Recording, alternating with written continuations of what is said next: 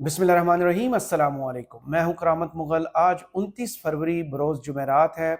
आज के दिन के हवाले से सबसे अहम खबर यह है कि पाकिस्तान में अगले पार्लिमानी साल का आगाज़ होने जा रहा है। पाकिस्तान की कौमी असम्बली के मुंतखब नुमाइंदे आज हलफ उठाएंगे। इस कौम, इस मुल्क, इस सरजमीन के साथ वफा का वादा निभाने की कस्में खाएंगे और हम पर हुक्मरान नाफिज होंगे। इसके अलावा गुज़श्ता रोज़ जो है वो नवाज शरीफ और शहबाज शरीफ साहब ने जॉइंट प्रेस की थी, पार्लिमानी पार्टी से खिताब किया था। मीडिया से गुफ्तगू के दौरान उन्होंने कुछ अहम जो है वो बयानात दिए हैं, उस हवाले से बात करेंगे। इसके अलावा इत्तेहादी जमातों को नामराद क्यों मौलाना फजलुर रहमान के दर से लौटना पड़ा, उसकी वजह सामने आई है। इस हवाले से आपको अपडेट करेंगे।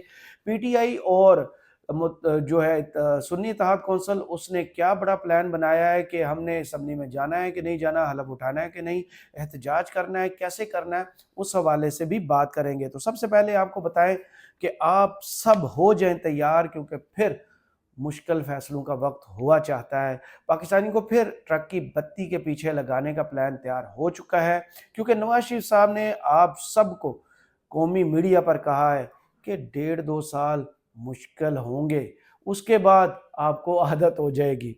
उन्होंने कहा है कि पाकिस्तान जिस सूरत हाल से गुजर रहा है, बहुत नाजुक मोड़ है। मैं होता तो शायद ना चल पाता। ये शहबाज शरीफ साहब हैं जो आपको चल के दिखाएंगे, मुश्किल फैसले करके दिखाएंगे, जैसे भी हो निभा के दिखाएंगे। लेकिन आप उनकी बातों को सीरियस लेना। आप लोगों को मुश्किल फैसलों का शायद मतलब भूल गया हो।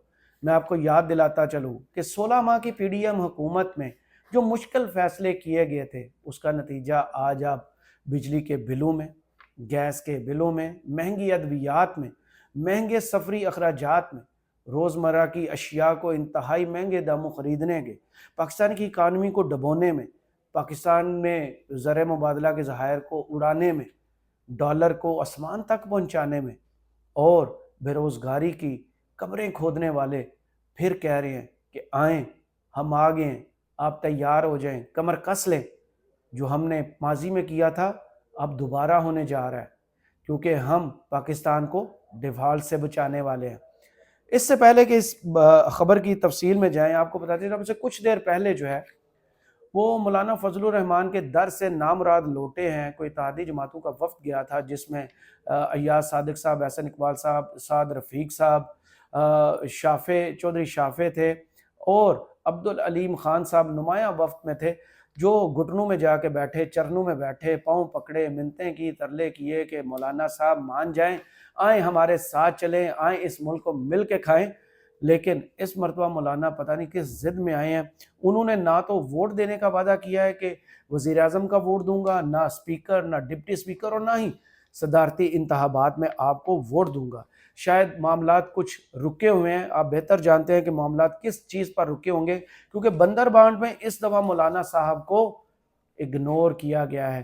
टोटल 4 सीटों पर मौलाना साहब अब क्या मांग रहे थे? वो मांग रहे थे सदर की सीट, कि मुझे सदर पाकिस्तान बनाया जाए।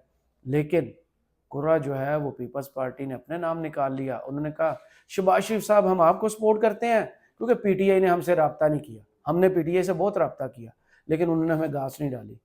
अब हमारे जो है सदर के कैंडिडेट हैं वो हैं मोहतरम अल मकाम जनाब आसफ जरदारी साहब, जिन पर आपको याद होगा कुछ दिन पहले ही तो वो 7 रेफरेंसेस थे नैब के।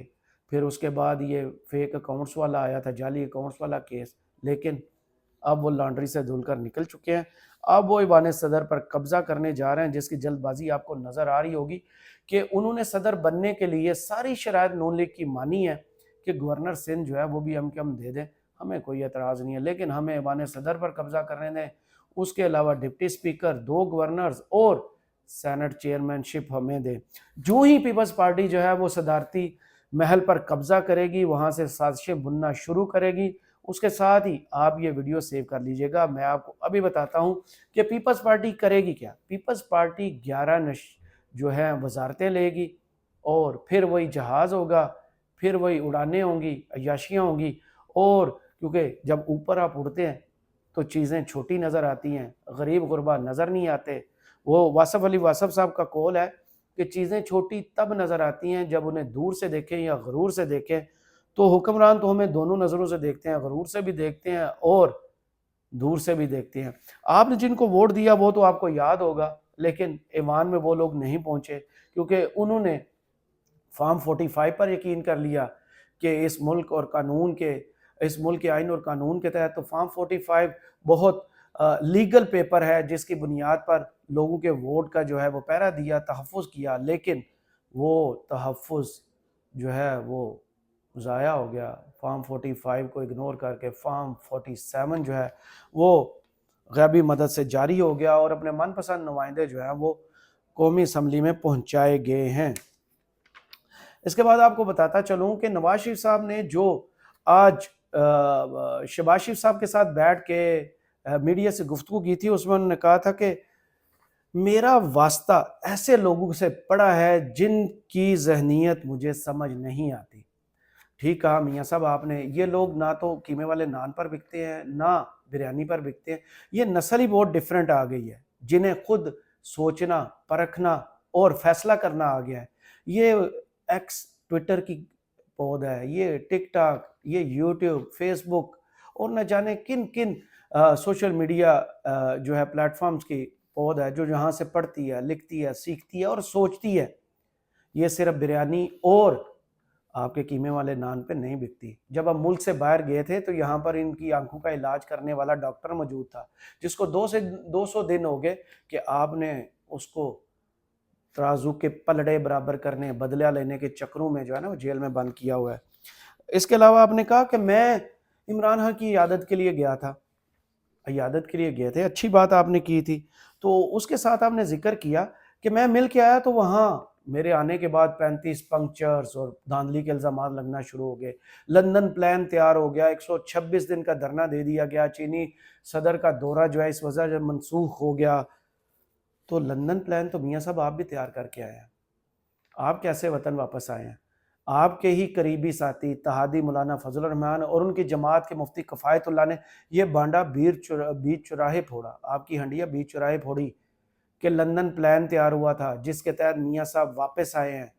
میاں صاحب کے 47 دن کے اندر اندر تمام کیسز جو ہیں وہ ختم ہوئے ہیں. تاحیات نااہلی جیسا اہم معاملہ جو ہے وہ چٹکی میں حل کر دیا گیا ہے، الیکشن لڑنے کی اجازت دی گئی ہے، آپ کو من پسند نتیجے دیے گئے ہیں، من پسند سیٹیں دی گئی ہیں. لیکن فیصل وابڈا نے آپ کے بارے میں ایک بات بالکل درست کہی تھی کہ میاں صاحب اگر آپ اکیلے بھی ریس میں دوڑے نا تو آپ چوتھے نمبر پر آئیں گے. تو یہ آپ کی جماعت کی نالائکی تھی اور 16 ماہ کی کارکردگی تھی جس کی وجہ سے عوام نے آپ کو ریجیکٹ کیا ہے. لیکن ان کا مینڈیٹ میاں صاحب ماشاءاللہ سے آپ نے چوری کر کے پھر ثابت کیا کہ عوام کی آپ کی نظر میں کوئی ویلیو نہیں ہے، عوام کے ووٹ کی کوئی عزت نہیں ہے. آپ چاہتے نہیں ہیں کہ اس ملک میں ووٹ کی عزت ہو کیونکہ عوام نے جن کو ووٹ دیا وہ فارم 45 لے کر یا تو عدالتوں میں دھکے کھا رہے ہیں یا الیکشن کمیشن میں جاتے ہیں تو وہ گیٹ سے باہر نکال دیتے ہیں. اس کے علاوہ میاں صاحب نے ارشاد فرمایا کہ 2017 میں تو ایسا لگ رہا تھا کہ 2018 میں مسلم لیگ نون جیتے گی اور زیادہ اکثریت سے جیتے گی، لیکن پاکستان کو تباہ کر دیا گیا. میاں صاحب کس کارکردگی پر آپ وہ الیکشن جیتنے والے تھے؟ کس کو نہیں پتا تھا کہ عمران خان 2018 میں وزیر اعظم کی سیٹ پر بیٹھے گا؟ کس کو نہیں پتا تھا کہ آپ کی کرپشن کی وجہ سے، آپ کو سزا کی وجہ سے لوگ آپ سے جو ہے ناراض تھے، لوگ آپ کو جان چکے تھے کہ آپ اصل میں کیا ہیں. آپ نے عوام کے مینڈیٹ پر عوام کے پیسے سے لندن میں فلیٹس بنائے اور ان کا ثبوت دینے میں ناکام ہوئے. آج بھی قوم آپ سے رسیدیں مانگ رہی ہے لیکن نہ تو آپ کے پاس رسیدیں ہیں اور نہ ہی جواب کے طور پر آپ کہتے ہیں کہ مجھے بیٹے سے تنخواہ لینے پر نکال دیا گیا. میاں صاحب نہیں، آپ کو پاناما کی وجہ سے نکالا تھا، آپ کو لندن کے فلیٹس کی وجہ سے نکالا تھا جس کے ثبوت آپ نہیں دے سکے تھے کہ پاکستان سے آپ نے لندن پیسہ کیسے ٹرانسفر کیا تھا، کس طرح منی لانڈرنگ کی تھی، کس طرح قوم کا لوٹا ہوا پیسہ وہاں پہنچایا تھا اور وہاں پہ وہ فلیٹس 4 خریدے تھے جن میں آپ پچھلے 4.5 سال گزار کے آئے ہیں. اس کے علاوہ وہ کہہ رہے ہیں کہ شہباز شریف سے بہترین کوئی انتخاب نہیں ہے. میاں صاحب انتہائی غلط بات. لوگوں نے جسے ووٹ دیا نا وہ عوام کا بہترین انتخاب ہے، وہ ہے عمران خان جو 5 اگست سے اڈیالہ جیل کی بلند و بانگ دیواروں کے پیچھے بیٹھے ہوئے، جس کے ساتھ عوام کا دل جڑا ہوا ہے، جو ایک لفظ کے ایک فکرہ کہے تو لوگ اس کو فالو کرتے ہیں اس کو اپنا مرشد، اپنا ہیرو مانتے ہیں، اپنا لیڈر مانتے ہیں۔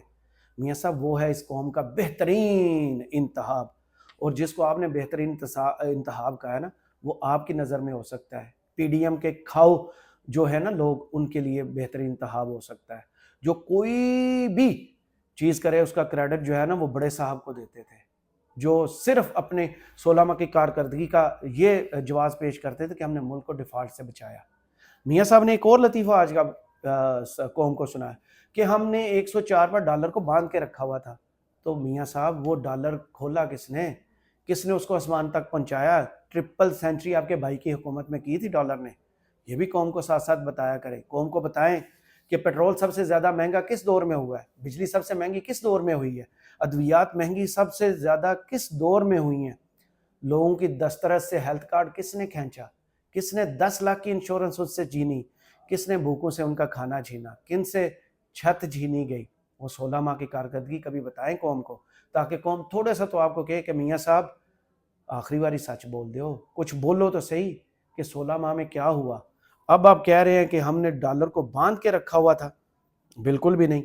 اور میاں شہباز شریف صاحب نے جو لطیفہ سنایا کہ میاں صاحب نے نا، بڑے میاں صاحب نے، نواز شریف صاحب نے یہ چاروں صوبوں کو موٹر وے سے باندھ کے رکھا، وہ بانی موٹر وے ہیں، ماشاءاللہ سے قومیں ایسے ہی بنتی ہیں۔ بالکل درست فرمایا آپ نے، نہ تو شعور کی کوئی بات، نہ کوئی ہیلتھ سیکٹر کی کوئی بات، نہ روزگار کی کوئی بات، نہ اوورسیز پاکستانیوں کے لیے کوئی بات، نہ اسٹوڈنٹس کے لیے کوئی بات، نہ خواتین کے لیے کوئی بات، کوئی بات نہیں کی۔ وہی بات کی کہ گیٹ ریڈی، پھر مشکل فیصلے ہونے جا رہے ہیں، اور ان مشکل فیصلوں کا نشانہ بنیں گے آپ، کیونکہ جو ہم اڑائیں گے وہ آپ کمائیں گے، وہ ٹیکس آپ بھریں گے، وہ بجلی کے بل آپ بھریں گے، پیٹرول مہنگا آپ خریدیں گے، ادویات مہنگی آپ خریدیں گے، گیس آپ خریدیں گے مہنگی، اور ان پر جو ٹیکس ہوگا نا، اور جو بیل آؤٹ پیکج ہم لیں گے IMF سے، اس پر عیاشی صرف ہماری اور ہماری نسل جو ہے نا، اگلی جو پود انہوں نے سیاست میں واڑ دیے، ان کا حق ہے۔ کرامت مغل کو اجازت دیجیے، کمنٹس باکس میں ضرور بتائیے ویڈیو آپ کو کیسی لگی، اجازت دیجیے، اللہ حافظ۔